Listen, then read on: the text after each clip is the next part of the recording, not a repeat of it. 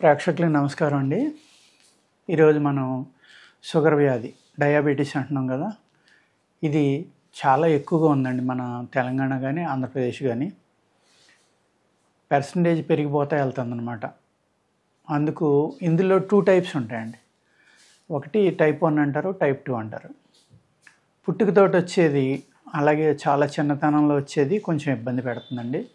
వాళ్ళు వచ్చిన కాడి నుంచి కూడా ఇన్సులిన్ స్టార్ట్ చేయడం అనేది జరుగుతూ ఉంటుంది. ఈ ఇన్సులిన్ లేకుండా చేయాలి అంటే కొంత వ్యాయామం, అలాగే కొన్ని జాగ్రత్తలు, ఉదయం ఏం తీసుకోవాలి, డైట్, ఇవన్నీ తీసుకుంటే కనుక ఇన్సులిన్ నుంచి మనం బయటికి రావడానికి చాలా అవకాశం ఉందండి. షుగర్ అనేది ఓన్లీ ప్యాంక్రియాస్ కాకుండా లివర్ పాడవడం వల్ల కూడా, లివర్ సరిగ్గా వర్క్ చేయకపోవడం వల్ల కూడా షుగర్ రావడానికి అవకాశం ఉందండి. అంచేత ఏంటంటే షుగర్ మెడిసిన్ అనేది లివర్కి, ప్యాంక్రియాస్కి రెండాటికి ఇస్తే చాలా వరకు ఉపశమనం కలగడానికి మనకు అవకాశం ఉందండి. ఇక్కడ మన ఫుడ్ హ్యాబిట్స్ అనేది మోస్ట్ ఇంపార్టెంట్ అన్నమాట. బాడీ డీటాక్స్ చేసుకోవడం అనేది కూడా ఇంపార్టెంట్ అండి. ఇక్కడ ఎప్పుడైతే మన శరీర శుద్ధి అంటే డీటాక్స్ చేసుకోవడం మానేసామో, పూర్వకాలం ఎలా ఉండేదంటే మనకి ఆముదం అనేది ఇచ్చేవారు కదండి. సీజన్ మారినప్పుడల్లా ఇచ్చేవారు. ఇచ్చినప్పుడు ఏమైంది, మనకి మన ప్రేగుల్లో ఉన్న కల్మషం అంతా, ఏదైతే విష పదార్థాలు పేగులకు అంటుకుపోయి స్కేలింగ్ కింద ఏర్పడిందో ఒక పొర కింద, ఆ పొర అంతా కరిగి బయటికి వెళ్ళిపోవడం వల్ల ఈ విష పదార్థాలు, శరీరంలో ఉన్న విషాలు, టాక్సిన్స్ అంటాం మనం, ఆ విష పదార్థాలు తగ్గిపోవడం వల్ల ఏమైందంటే లివర్ హెల్తీగా ఉండేది, ప్యాంక్రియాస్ హెల్తీగా ఉండేది. ఎప్పుడైతే ఈ విష పదార్థాలు అనేవి శరీరంలో పెరిగిపోయినాయో అప్పుడు ఆటోమేటిక్గా మీకు లివర్లో పెరిగిన విష పదార్థాలు లివర్లోకి వెళ్ళినాయి అనుకోండి, అవి ఏం చేస్తాయి, బయటికి రాకుండా మిగిలిపోయినాయి. ఈ ప్యాంక్రియాస్ లివర్ పక్కనే ఉంటుంది కాబట్టి దీంట్లో కూడా ఈ విష పదార్థాలు చేరడం వల్ల టాక్సిన్స్ అనేది ప్యాంక్రియాస్ గట్టిపడిపోవడం వల్ల ఏమవుతుందండి, మనకి ఇన్సులిన్ రిలీజ్ చేయడం అనేది పర్ఫెక్ట్గా లేక ఈ షుగర్ వ్యాధి అనేది మనకి స్టార్ట్ అవుతుందండి. అందుకేం చేయాలి అంటే, ఈ షుగర్ వ్యాధిలో ఎక్కువగా రైస్ మానేమని, గోధుమలు తినమని ఇలా చెప్తూ ఉంటారు. గోధుమలు తినటం వల్ల మరింత పెరుగుతుంది తప్ప తగ్గదండి. ఫైబర్ ఫుడ్డే, డెఫినెట్గా గోధుమలు ఫైబర్ ఫుడ్ బాగానే ఉంటుంది. కానీ అదే ఫైబర్ బ్రౌన్ రైస్ తింటే గోధుమల కన్నా చక్కగా పనిచేస్తుందండి. బ్రౌన్ రైస్ అనే దాంట్లో విటమిన్ E ఉంటుంది, B12 ఉంటుంది, ఇలాగా అనేక రకాలుగా విటమిన్ A కూడా ఉంటుందండి. అవన్నీ ఉపయోగపడతాయి అన్నమాట. ఆర్గానిక్లో పండించిన బ్రౌన్ రైస్ అయితే మట్టుకు ఇంకా అద్భుతంగా పనిచేస్తాయండి.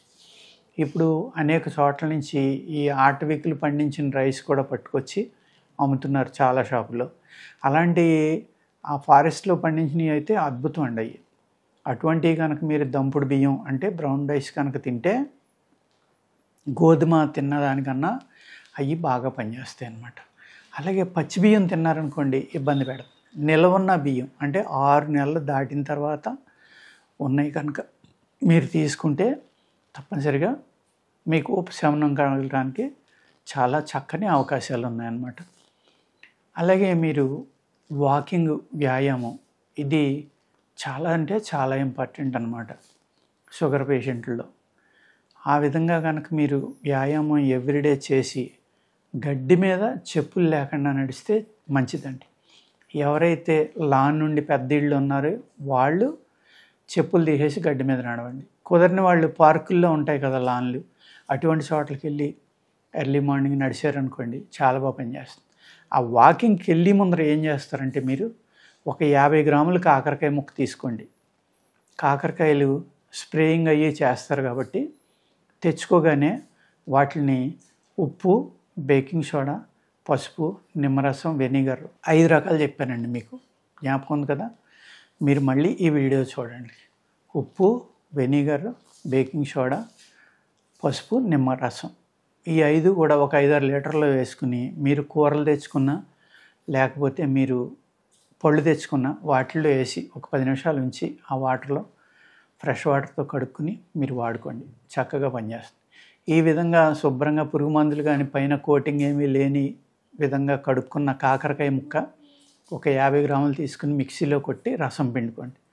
రసం పిండుకొని ఆ రసం తాగేసి అప్పుడు మీరు వాకింగ్కి వెళ్ళండి. మీ ఏజ్ని బట్టి, మీకున్న ప్రాబ్లంని బట్టి, మీ హైటు, వెయిట్‌ని బట్టి కూడా డోస్ కావాలంటే పెంచుకోవచ్చు, తగ్గించుకోవచ్చు. ఇది కామన్‌గా చెప్పిన డోస్ అనమాట ఇది. మీ శరీరాన్ని బట్టి, మీకున్న ప్రాబ్లమ్స్‌ని బట్టి ఎక్కించుకోవడమా, తగ్గించుకోవడమా డోసు. అంటే పెంచుకోవడమా, తగ్గించుకోవడమా ఆలోచించుకుని నడవడం అనేది కంపల్సరీ అండి. ఈ విధంగా మీరు గడ్డి మీద కనుక అది తాగేసి వెళ్ళి వాకింగ్ చేశారనుకోండి, ఇన్సులిన్ నుంచి బయటపడడానికి అవకాశం ఉంది. ఆహారం ఏం చేయాలంటే రైస్ తగ్గించి మీరు శనగలు, పచ్చి శనగలు తీసుకోండి. అవి 1 వంతు తీసుకోండి. బార్లీ 2 వంతులు తీసుకోండి. ఈ 2 శనగపప్పు, పచ్చి శనగపప్పు అన్నమాట. పచ్చి శనగలు తొక్క తీసినవి అయినా పర్వాలేదు, పచ్చి శనగపప్పు అయినా పర్లేదు, తొక్కలేంది. ఈ 2 కలుపుకుని చూర్ణం చేసుకుని అందులో కొంచెం మిరియాల పొడి, వాము లాంటిది, కావలసినంత ఉప్పు వేసుకుని ఆ పౌడర్ తోటి మీరు రొట్టి కానీ లేకపోతే ఒక దోశలాగా కానీ చేసుకుని నెయ్యితోటే వేసుకోవాలి. అవి 2 కూడా నెయ్యితోటే కాల్చుకోవాలి, నెయ్యితోటే వండుకోవాలి. చేసుకుని ఓన్లీ ఆకుకూరతోటే తినాలి. ఆ విధంగా తిని మీరు ఒక 1/2 లీటర్ మజ్జిగ తాగితే కనుక ఈ 2 రకాల నేను ఏదైతే ఆహారంలో నియమం చెప్పాను, ఇప్పుడు ఏది తినాలో చెప్పా, కాకరకాయ జ్యూస్ ఎప్పుడు వాడుకోవాలో చెప్పా. ఇది మీరు ఫాలో అయితే చాలా వరకు మీకు షుగర్ నుంచి ఉపశమనం కలగడానికి అవకాశం ఉందండి. అంచేత ఫుడ్ ఫాలో అవ్వండి, ఆ విధంగా వాడుకోండి. మా దగ్గర అనేక రకాల మందులు కూడా ఉంటాయి, అవి కూడా కావాలంటే వాడుకోవచ్చండి.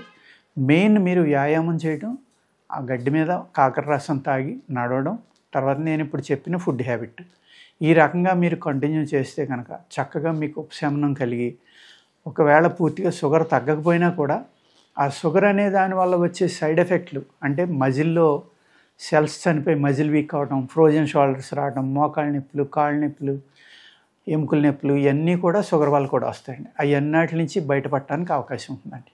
అర్థమైంది కదండి. నమస్కారం.